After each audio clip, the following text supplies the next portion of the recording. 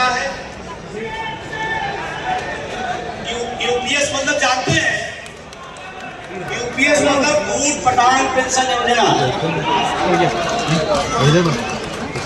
ये मैं नहीं कह रहा हूँ, गाँव में गया एक बार, तो गाँव में एक दादी मिली हमको। उन्होंने कहा भैया जो आप पेंशन की लड़ाई लड़ रहे हैं आप जीत गए। तो हमने कहा आपको किसने सूचना दिया?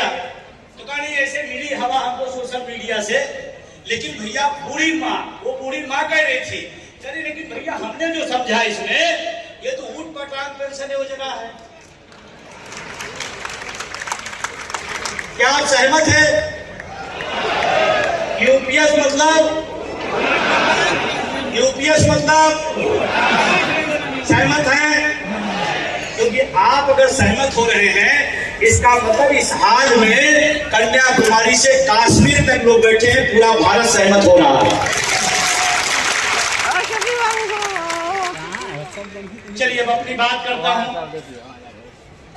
आप सबने हमें यहाँ पर बुलाया, इतना स्वागत और सम्मान दिया, उसके लिए मैं पूरी ऑल इंडिया अलासा की टीम को मैं साधुवाद देता हूं, धन्यवाद देता हूं। उनके अध्यक्ष जी को, महासचिव जी को और उनकी पूरी टीम को, और खासकर अपने राउत साहब को कि उन्होंने हमें आपको बीच में आने का मौका दिया।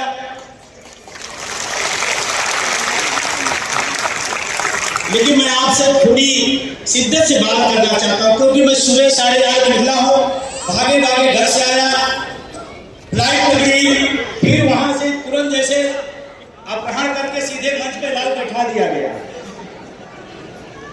बिहार है ना।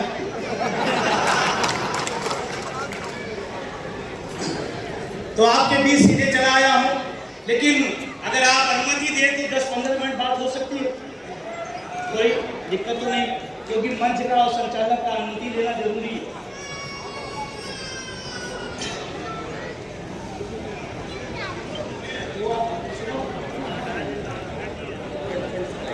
तो 15 मिनट बाद चलेगी?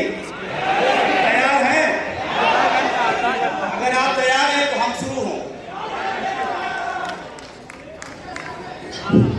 क्या बात है, क्या बात है, क्या बात है। क्या इसमें एनपीएस वाले भी लोग हैं क्या?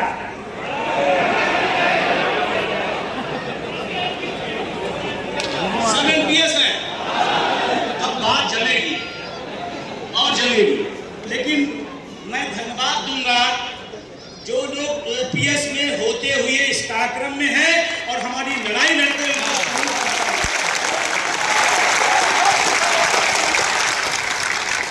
क्योंकि जिनकी लड़ाई हो तो मैदान में हो, अच्छी बात है, क्योंकि जो पेंशन में होते हुए भी आपकी लड़ाई में है वो ज्यादा बड़े महारथी हैं और ज्यादा हमारे लिए मजबूत किया है। मैं उन्हें सैल्यूट करता हूँ, धन्यवाद देता हूँ। नाम लूंगा तो बहुत लंबा हो जाएगा, मैं नाम छोड़ दे रहा हूं, और इसीलिए मैं कहता हूं नाम ने क्या रखा, और आपसे भी कह रहा हूं नाम छूट जाए तो छूट जाने देना।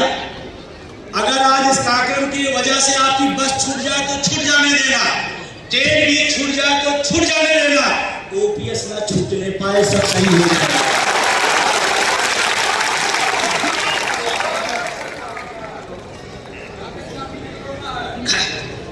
और आज मुझे एक बात की खुशी हो रही है, अलासा टीम को मैं कितनी बार धन्यवाद दूं। आज इसमें हमारी मां शक्तियां बड़ी संख्या में आई हैं, बहुत सारे लोग परिवार से आए हैं, वो बहुत आभारी हैं उनके। हम सब बहुत शानदार निर्णय लिया कि परिवार के साथ बीच में आए, और जब लड़ाई बड़ी हो तो परिवार को साथ रखना पड़ेगा। अगर लड़ाई बड़ी है तो परिवार को साथ, क्योंकि जो लोग यहाँ पर व्यवस्था में पिछले कई दिनों से लगे रहे होंगे, जो संचालक मंडल होगा, जो व्यवस्था अधिकारी होंगे, अगर उनकी पत्नियां, उनके बच्चे उनको सहयोग न करें तो ये इतनी बड़ी जमात को एक व्यवस्थित कार्यक्रम नहीं दे पाएंगे। इसमें परिवार का भी हाथ है। मैं मां शक्तियों को भी धन्यवाद दूंगा। लेकिन जब मां शक्तियों की बात आई है तो ताली चिटिट पिटिट बज रही। एक बार सबसे बड़ी ताली अपनी मां शक्तियों की।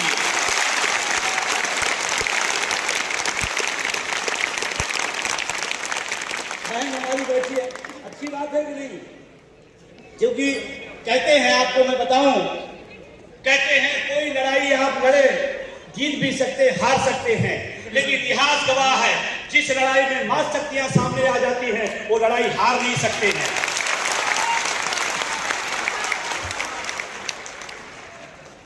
अब आते हैं अपने मेन पॉइंट पर। इस 24वें बीजीएम में आज एक तमाम देश भर के कोने कोने से लोको पायलट साथियों का मैं स्वागत करता हूं, अभिनंदन करता हूं। और हम जानते हैं आपके सफर दर्द भरे हैं, आपके रास्ते दर्द भरे हैं, आप हजारों को रोज रास्ते पर मंजिल पर पहुंचाते हैं, लेकिन आपका जीवन कठिन है, ये बात मुझे पता है।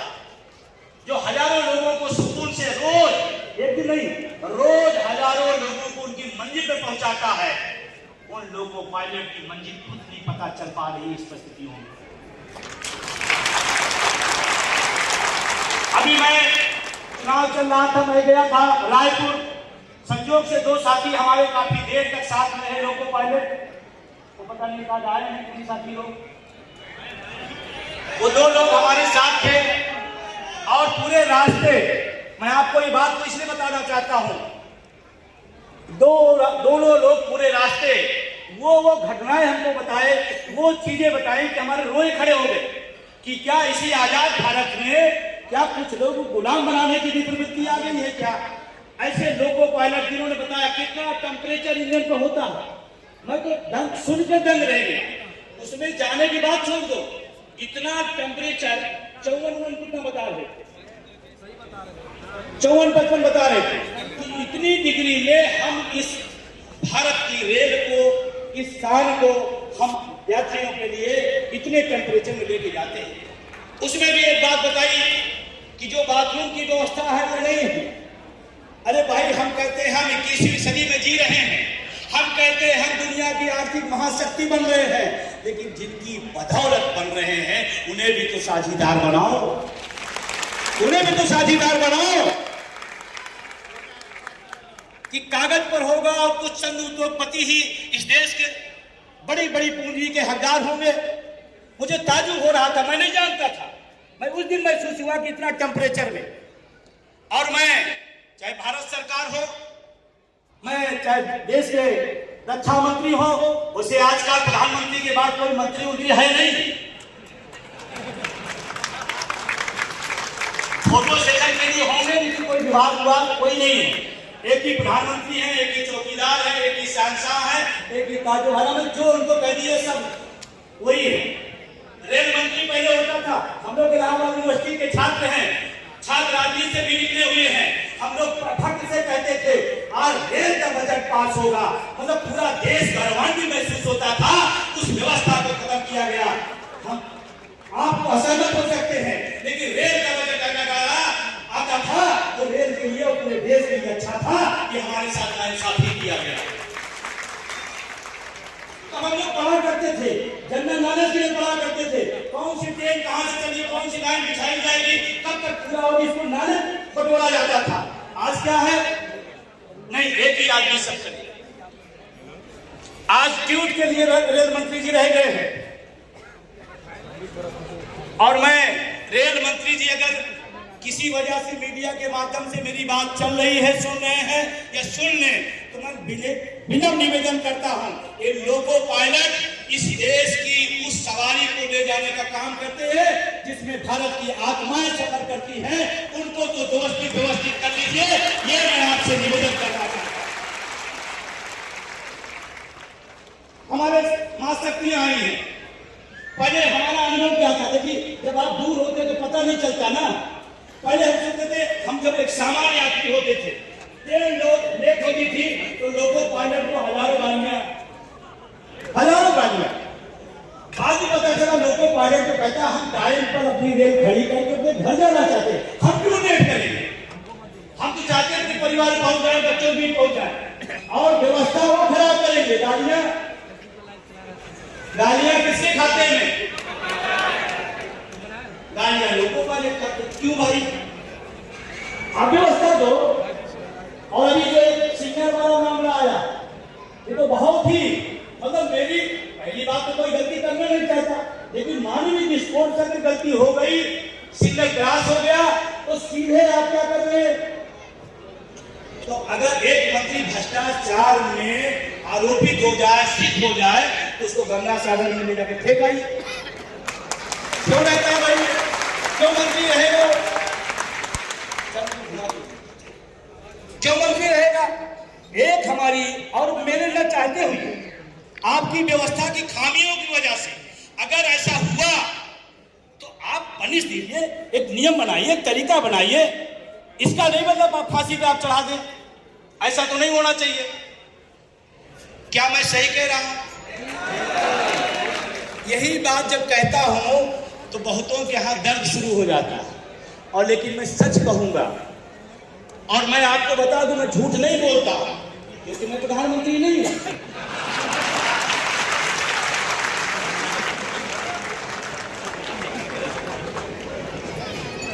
जिम्मा किसी और खाते में। क्या रेल अच्छी होगी, रेल का कर्मचारी अच्छा होगा तो देश का विकास नहीं होगा क्या? क्या देश का विकास नहीं होगा क्या? और देश का विकास आप किसके पैमाने पे खड़ा करते हो? हमारी ही कार्यशैली पर, हमारे कर्मचारियों की कार्य पद्धति पर, उनके कर्तव्य निष्ठा पर आप रिपोर्ट कार्ड प्रस्तुत करते हो। क्या मंत्री जी आकर के जेल चलाते हैं क्या? हमारे ही कार्य की प्रशंसा आप लेते हो और मेरे ढंग को देते हो। भाइयों और बहनों, आप समझ रहे हैं क्या? अच्छा, आप दूर से सिग्नल समझ जाते हैं। तो हमारी कर्तव्य निष्ठा का प्रमाण पत्र आप लेकर घूमते हैं और जितनी डिमेरिट वो हमारे खाते में देते हैं। ऐसा नहीं होना चाहिए। अगर हमने अच्छा काम किया है, हमने इस देश की सेवा की है, हमने रेल को शान बनाई है, तो हमारी भी उसमें भागीदारी होनी चाहिए। और भागीदारी क्या? एक ही भागीदारी दे दो, बुढ़ापे की लाठी। एक ही भागीदारी दे दो। क्या क्या चाहिए? और जोर से क्या चाहिए? क्या चाहिए? क्या चाहिए? और मजेदार बताऊं, जो हाथ नहीं उठाए उनको नहीं मिलेंगे, क्योंकि लिस्ट हम ही से मांगी जाएगी, हम नाम काट देंगे। भाई आप सोचो, हाथ नहीं उठा रहे, भगवान ने हाथ दिया है और ये बहन बैठी हैं। मैं अगर पूछूं कि आपके 2 बेटे हैं और दोनों बेटे से आप बराबर की मोहब्बत है, दोनों की बराबर प्यार है, लेकिन और दोनों बराबर के भूखे हों, दोनों बराबर के भूखे हों और दोनों से आपको प्यार है, लेकिन एक बच्चा रोज रोज चिल्ला रहा दूध चाहिए, दूध चाहिए, दूध चाहिए, और एक नहीं चिल्ला रहा, लेकिन बराबर के भूखे हैं और आपका मोहब्बत भी बराबर का है। ईमानदारी बताइए, दूध किसको पहले देंगे? किसको देंगे? क्यों भाई, उससे नहीं प्यार है क्या? उससे भी प्यार है ना। फिर आप ये कहेंगे ये चिल्ला रहा, पहले इसको चुप कराओ। सही है। इसीलिए आपसे जब पूछा जाए पूरी ताकत और शिद्दत से आप बोला करिए, क्योंकि एलआई के लोग यहाँ बैठे हैं, ये रिपोर्ट देते हैं। वो नार साहब के कार्यक्रम में गया था सर, ओपीएस के लोगों बहुत आक्रोश भी है, बहुत जोश भी है। अगर ओल्ड पेंशन नहीं लागू की गई तो आने वाले समय में इस देश में बड़ा आंदोलन और बड़ी क्रांति की ओर बढ़ेगा, ये रिपोर्ट जाती है।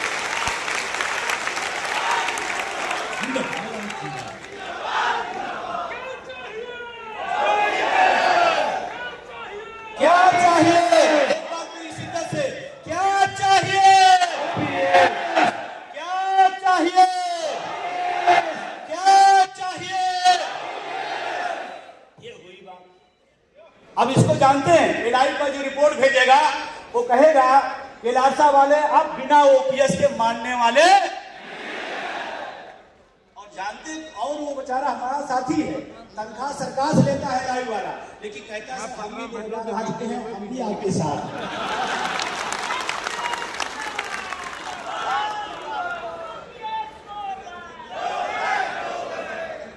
देश का यही आंदोलन है, जो सरकार की सूचना तंत्र है, सरकार की खुफिया विभाग है, वो भी विजय बंधु के साथ है। क्योंकि मेरे पास लोग फोन करते हैं, मेरे पास फोन करते हैं, एलआई के लोग, आईबी के लोग, सर क्या हो रहा है? सबको साथ दे रहे हैं। अगर 500 होती तो 1000 बताता हूँ, क्योंकि मेरी भी तो लड़ाई है। राव साहब कहाँ गए? वो मेरी भी तो लड़ाई है। तो ये आंदोलन कितने लोग विश्वास है कि हो जाएगा? मंच वाले हाथ नीचे करो कि हमको नेता हाथ क्यों भाई खा दे। जब भी इन्हीं की दम से लड़ना है, हो जाएगा, हो जाएगा। विश्वास है, विश्वास है, विश्वास है। आप होना हो तो मैं बता दूं। इन लोगों के संघर्ष की बदौलत जब ये आंदोलन शुरू हुआ, हर आदमी कहता नहीं हो सकता, नहीं हो सकता। और मैं आपको आज के बीच में कसम खा कहता हूं, जब दुनिया कहती नहीं हो सकता तो विजय का मन और मजबूत होता। इसी को करके दिखाना है, इसी का नाम होना चाहिए।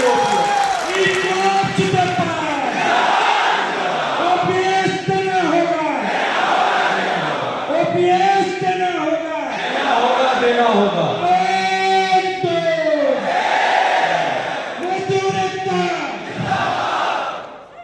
हमने अपने संगठनों से, आप सबके सहयोग से राजस्थान, छत्तीसगढ़, झारखंड और हिमाचल पुरानी पेंशन बहाल कराई है। इसी देश के भाग हैं, इसी देश के प्रदेश हैं। कुछ लोग झारखंड से आए होंगे, कुछ लोग छत्तीसगढ़ से आए होंगे, कुछ लोग पश्चिम बंगाल से आए होंगे, जहां भी पुरानी पेंशन है। 5-5, 6-6 राज्यों के अंदर संघर्षों के दम पर पुरानी पेंशन आई है। अगर हिमाचल दे सकता है, अगर राजस्थान दे सकता है, तो बिहार क्यों नहीं दे सकता? केंद्र सरकार क्यों नहीं दे सकती है? लड़ना पड़ेगा। तैयार है? लड़ेंगे, लड़ेंगे, मिलकर लड़ेंगे, मिलकर लड़ेंगे, मिलकर लड़ेंगे, जीतेंगे, जीतेंगे। आज आपको मैं कह रहा हूं, आपको उसका फार्मूला भी बताऊंगा, ये लड़ाई कैसे आगे बढ़ेगी और कैसे पेंशन बहाल होगी। मैं आपके बीच में इलार्चा की जहां बात होती है, सबसे अनुशासित संगठन में पूरे इंडिया में आपकी पहचान है। सबसे अनुशासित संगठन में अगर नाम है तो इलार्चा का है।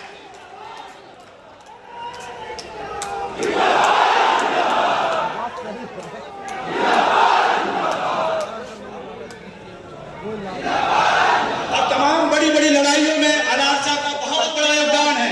उसका श्रेय हो सकता है कोई और ले रहा हो, यश गाथा कोई और गा रहा हो, लेकिन मैं जानता हूं उसकी जमीनी हकीकत में इलार्चा की मिट्टी और उसकी ताकत जुड़ी थी, तो बड़ी बड़ी लड़ाइयां जीती। एक बार हड़ताल भी हुई थी, तब हम लोग थे ही नहीं, पढ़ा इतिहास में। लेकिन उसके इतिहास भी अगर पढ़ा जाता है तो अगर कोई निस्वार्थ भाव से बिना किसी लाभ हानि के, किसी बिना राजनीतिक गुणा गणित के उस हड़ताल में अगर मजबूती से कोई खड़ा रहा तो इलार्चा खड़ा रहा। जिंदाबाद, जिंदाबाद, जिंदाबाद। बल्कि कुछ लड़ने वाले बीच में भाग भी गए थे, कुछ लोग भागे भी थे, वो लायर हो गए थे। गलत तो नहीं हूं, गलत तो नहीं हूं। अगर कहीं वो टोकी है, मैं सबसे झूठा हूं, कोई दिक्कत नहीं। कुछ लोग भाग भी गए, लायर कर्मचारी हो गए। अरे उनको हमारी भाषा में जानते हैं, लायर नहीं कहते, कुछ और कहते हैं। हम लोग गांव के लोग हैं, गांव से जुड़े लोग हैं, अब बिहारी मिट्टी पे खड़े हैं, उनको कुछ और कहते हैं। लेकिन चलिए कोई बात नहीं, हमें क्या करना है, हमारे बैनर को क्या करना है, ये हमारे लिए महत्वपूर्ण है और उसी रोड मैप पे चलना है। मैं आपको फिर आज इस पूरे इलार्चा के इस विजन में ऐलान कर रहा हूं, ध्यान से, और रिकॉर्डो राज मीडिया के भी लोग हैं, मैं पूरी शिद्दत, पूरी जिम्मेदारी से कह रहा हूं, इस देश में 110% पुरानी पेंशन बहाल होगी। कोई रोक नहीं सकता है, जितनी ताकत शिद्दत से करना चाहे कर ले, रोक नहीं सकते। उसके पीछे का मैं कारण बता रहा हूं, उसके पीछे का कारण बता रहा हूं। ये घर घर लड़ाई जा रही है, ये लड़ाई कोई कर्मचारी तक नहीं है, ये लड़ाई घर घर जाएगी, क्योंकि बुढ़ापे की लाठी जब हमको मिलेगी तो हमारे ही काम नहीं आएगी। पेंशन 3 पीढ़ियों के काम आती है। कितने? 3 पीढ़ियों।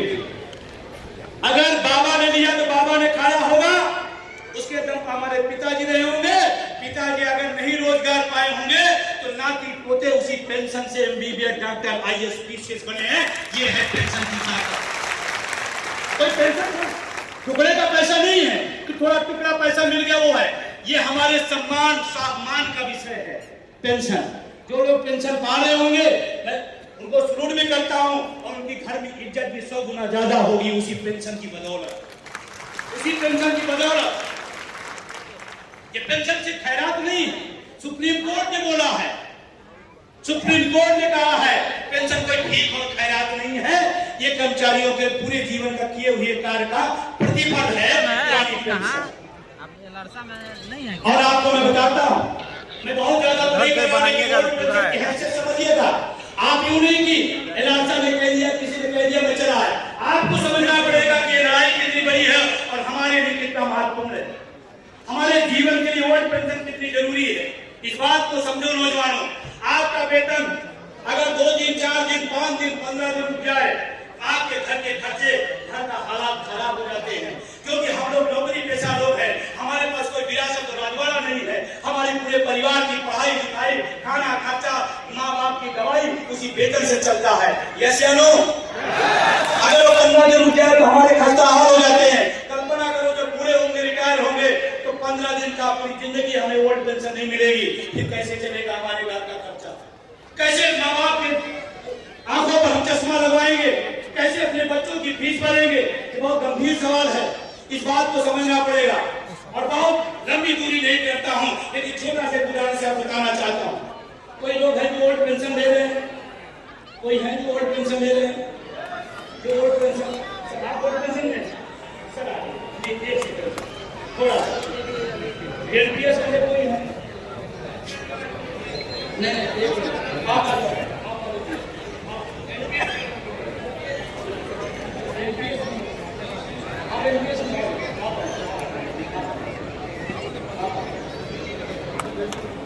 सर हमारे बहुत ही सम्मानित और क्रांतिकारी लीडर हैं। थोड़ा से उदाहरण के लिए मैं करना चाहता हूँ, कोई बात नहीं करिएगा। आप एक एनपीएस वाले आप दोनों लोग देखिए, ध्यान से देखिए, इनकी एक देखिए और चश्मा देखिए। समझिए ना, लोग कहते हैं ओल्ड पेंशन से मतलब क्या? अरे इधर उठने के बाद भी चश्मा वश्मा, इधर पेंशन का टेंशन, समझ में आ रही है? इधर ये बेचारे मुस्कुरा रहे हैं जबरदस्ती, बेरो जोश की तरह। ये अंदर से नहीं मुस्कुरा रहे, मजबूरन मुस्कुरा रहे। ये है एनपीएस, ओपीएस, ये है फर्क। अब फर्क मैं बताऊंगा आपको क्योंकि इसको जानना जरूरी है। फर्क बताऊंगा, जब आपने अपने घर में कहेंगे अपनी बहू से कि मुझे पटना जाना है, बीजीएम है, बहू थोड़ा चाय बना देना, तो बहू जानते क्या कहेंगे? बाबूजी आपका स्वास्थ्य ठीक रहे, ये ज्यादा हो गई, काफी लीजिए और काजू थोड़ा लेते जाइए और बादाम भी खाते जाइए रास्ते पे, क्योंकि आपको ठीक रहना जरूरी है।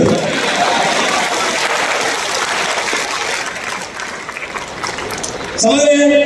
जितना बोलेंगे उससे ज्यादा। इन्होंने कहा कि बेटा 8 में चाय, तो 5 में चाय मिल जाएगी, बिस्किट साथ मिलेगा, क्योंकि पता है ये एक शब्द है ऐसे, उसको अदरवाइज लेना है, बूढ़े को जिंदा, बुढ़वे को जिंदा रखना जरूरी है। क्यों? इनकी शरीर से मोहब्बत नहीं है। कितनी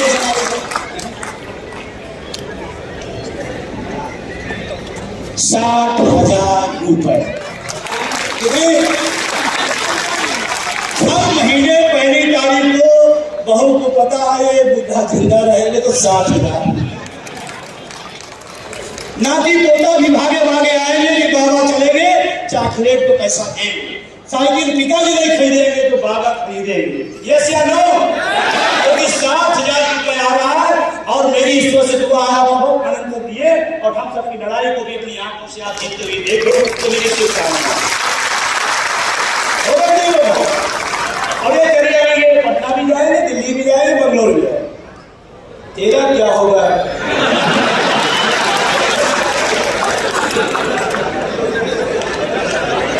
अरे ये वाले बूढ़े नहीं होंगे क्या?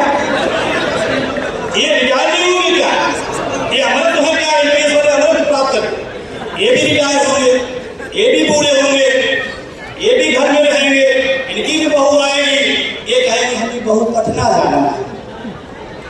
बहू कहेगी पटना क्यों जा रहे हैं, सीधे खांसता रहता है, काम में धाम है पैसे का, और झूठा बोलता है कि मैं सरकारी नौकरी करता था, पेंशन नहीं पाता, झूठा सरकारी नौकरी बता रहा। आपके लोग, आपके घर, आपके नाती पोते बहुए आपके स्वाभिमान पर चोट मारेंगी। ये झूठ बोल रहा है, अगर सरकारी नौकर होता तो पेंशन पाता।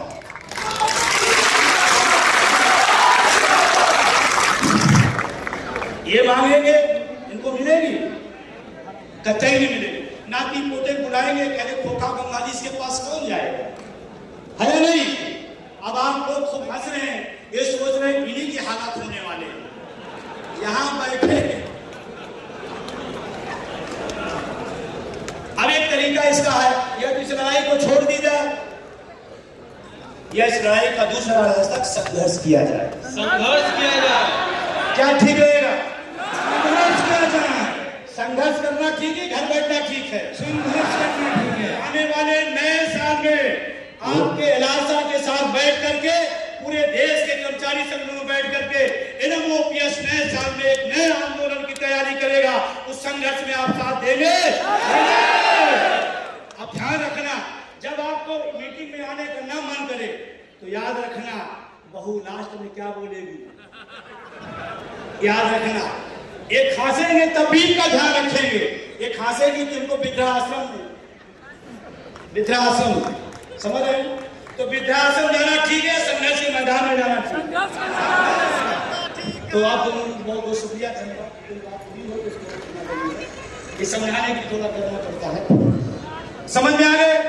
अब आगे टॉपिक पे चलता हूँ। एक लाइन में बोलता हूँ कि क्या है हमारे, आप बोलिएगा पुरानी पेंशन, हमारे बूढ़े माँ बाप की दवाई है पुरानी पेंशन, हमारे बूढ़े माँ बाप की दवाई है पुरानी पेंशन, हमारे बच्चे की पढ़ाई है पुरानी पेंशन, हमारे बच्चे की पढ़ाई है पुरानी पेंशन, हमारी बहन की राखी बंधवाई है पुरानी पेंशन, हमारे बहन की राखी बंधवाई है पुरानी पेंशन। ये है पुरानी पेंशन। समझ में आया? संचालक महोदय अगर अपने टाइम बताएंगे तो हम कर लेंगे, नहीं तो आप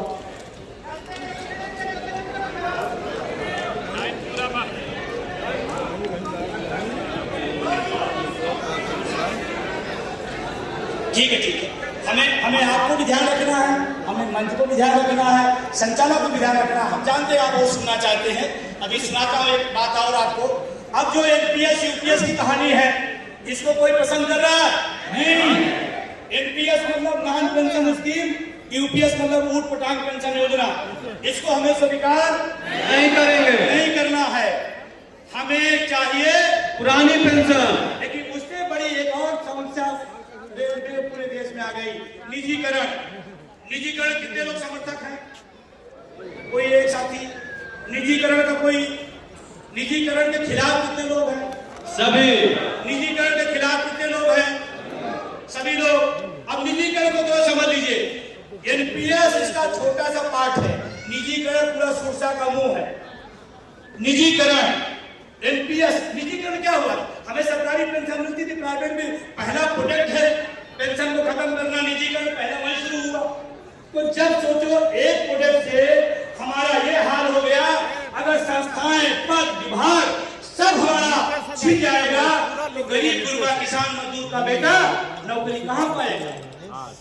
तो निजीकरण एक बड़ा सवाल है, और मैं कह के जा रहा हूं आपसे, निम्न और मध्य वर्ग के खिलाफ, निम्न और मध्य वर्ग के खिलाफ अमीरों का षड्यंत्र है निजीकरण।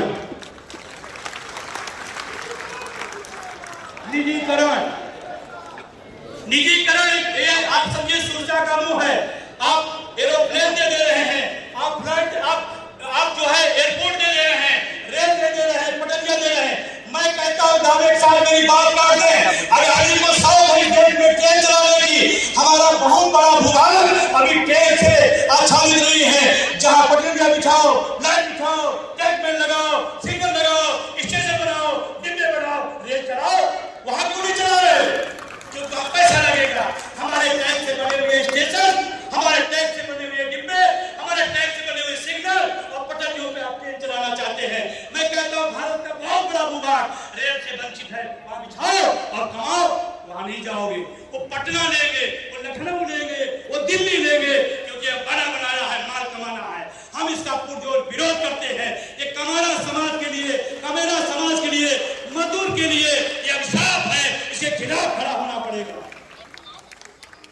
से मैं कहता हूं, आने वाले समय में जो गति निजीकरण की चल रही है, अगर यही रही तो आपको नौकरियां तो मिल गई, लेकिन बच्चों को नौकरियां नहीं मिली।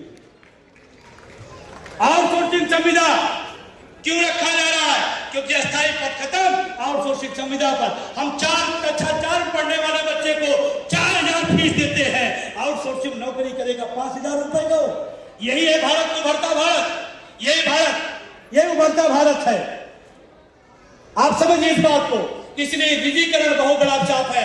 और ये लड़ाई जो निजीकरण के खिलाफ डॉक्टर उसरी साहब और तमाम सारे लोग लगातार काम कर रहे हैं, उसमें हम सबको पूरी शिद्दत के साथ खड़ा होना पड़ेगा। अगर रेल रहेगी, स्टेशन रहेंगे, तब हमारे बच्चों का भविष्य होगा, हमारे पास नौकरियां होंगी, ये नौकरियां खत्म कर दी जाएंगी। सहमत है मेरी बात से? अच्छा, नौकरियों में कौन जाता है?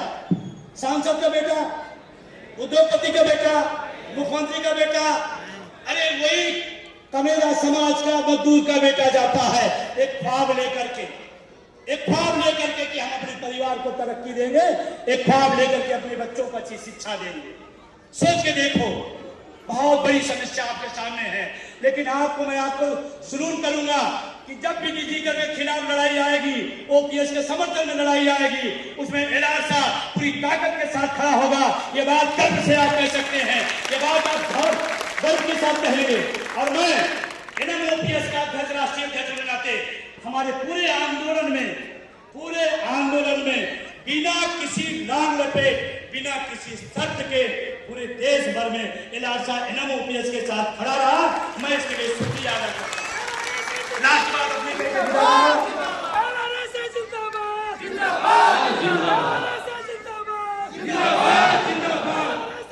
अपनी बात पे खत्म करूंगा, बहुत सारे वक्ता है। इस देश का सैनिक बल जो बॉर्डर पर जाकर हमारे देश की रक्षा करता है, किस भरोसे जाता है? हमारा भाई किसान का, मजदूर का बेटा जाता है, उसको पेंशन खत्म कर दी गई।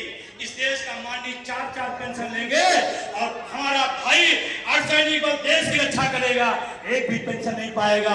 ये कौन सा राष्ट्रवाद है प्रधानमंत्री जी? मैं पूछना चाहता हूं आपसे। देश का अर्धसैनिक बल पेंशन नहीं पाएगा, सामाजिक सुरक्षा नहीं पाएगा, और सांसद मंत्री एसी में बैठ करके पेंशन पाएगा। ये राष्ट्रवाद नहीं है, एक छद्म राष्ट्रवाद है। मेरे पास लोग फोन आते हैं, असम के बॉर्डर से बोल रहा हूँ, कश्मीर के बॉर्डर से बोल रहा हूँ, विजय बंधु बोल रहा सर, सुनून करता हूँ, धन्यवाद देता हूँ। आप मेरी बात कह रहे हैं, क्योंकि मैं गोली तो चला सकता हूँ, लेकिन मुंह नहीं चला सकता। मैं गोली को चला सकता हूँ, नहीं बोल नहीं सकता। मुझे सुलून है विजय बंधु पर, मैं ओपीएस को शुरू करता हूँ, उनके सहयोगी शुरू करता। हमारी बात कोई कर रहा है, हम ड्यूटी से बात किए आते हैं, तो हम सुनते हैं यूट्यूब पर विजय बंधु को कि आज क्या उन्होंने बोला है। मुझे फक्र है कि आपकी लड़ाई में हमारा भी बना हो जाएगा। ये बोलते हैं सैनिक बल, अब पीड़ा में बहुत है, बहुत तकलीफ में है। मैं आज तमाम बुद्धिजीवी लोगों से कहना चाहता हूँ, इस देश में अगर पेंशन बहाल नहीं हुई, पुरानी पेंशन नहीं बहाल हुई, तो देश के हुक्मरानों सुन लो, अर्धसैनिक बल बहुत गुस्से में है, और उनका गुस्सा इतना न बढ़ाओ, कुछ और होने लगे।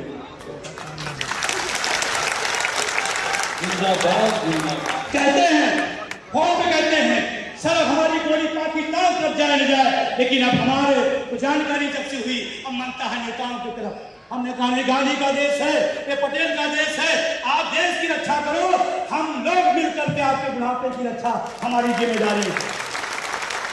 ओपीएस देना होगा, निजीकरण मुर्दाबाद। तो मैं देश की सरकार से मांग करता हूं, हमें तो डिमांड देना, लेकिन देश के सैनिक बलों को तत्काल पुरानी पेंशन बहाल होनी चाहिए। ये डिमांड राज्य के राष्ट्रीय रीजन से जाना चाहिए, और पेंशन न देना पड़े तो 4 साल को कर दिया अग्निवीर आपने। अग्निवीर 4 साल, नेता जब तक जिंदा रहेगा, मुख्यमंत्री और प्रधानमंत्री रहेगा, और सैनिक हमारा 4 साल में लौट के चला आएगा। ये अग्निवीर व्यवस्था।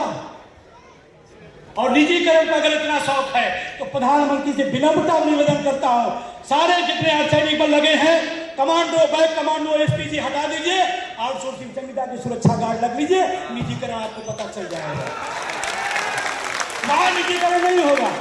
उनको चाहिए बंगला सरकारी, गाड़ी सरकारी, ड्राइवर सरकारी, नौकर, सुरक्षा सब कुछ सरकारी चाहिए, जनता के लिए सब प्राइवेट चाहिए। हम इसके खिलाफ हैं। आप सबने मुझे इतना सम्मान दिया, आप सबने सुना, बहुत अच्छा लगा और मुझे खुशी है कि आज पूरे देश के लोको पायलट आज हमारे सामने हैं। मुझे फक्र है आप सब पर। आप देश की शान है, रेल की शान है। आप सबको बिग सलूट, धन्यवाद। विजय कुमार बंधु जिंदाबाद, पेंशन पुरुष जिंदाबाद, विजय कुमार बंधु जिंदाबाद। ओपीएस लेकर रहेंगे,